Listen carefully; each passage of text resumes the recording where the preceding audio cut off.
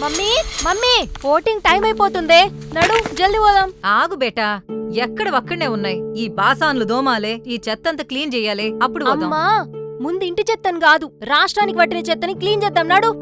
ఏందే, ఏమైంది? ఏదో పెద్ద ఇష్యూ జరిగినట్టు మాట్లాడుతున్నావు. కాకపోతే ఏందే మరి, నువ్వు రాత్రి పగలు కష్టపడి కరెంట్ బిల్ కడితే వాళ్ళు సరిగ్గా పవర్ కూడా ఇస్తలేరు. అడ్మినిస్ట్రేషన్ అంటే ఇదేనా? బీఆర్ఎస్ ఉన్నప్పుడు 24 గంటల కరెంట్ ఇస్తుండే కదా. వీళ్ళు 6 హామీలు ఆశ పెట్టి అసలుకే ఎసరబెట్టిండ్రు.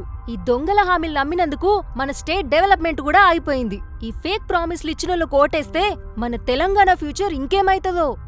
అవు బేటా, డెవలప్మెంట్ అంటే ఏందో రుచి చూపించిన సర్కార్ నిడిచిపెట్టి ఈ జీరో ప్రామిస్ గాల్ని నమ్మినాం. కష్టం వస్తే కనీసం రివ్యూ మీటింగ్ కూడా పెడతలేరు.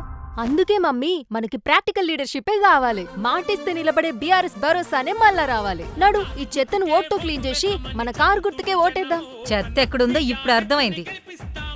నడు బేటా, నడు. దా కారు గుర్తుకు ఓటేద్దాం, తెలంగాణను కాపాడుకుందాం. జై తెలంగాణ.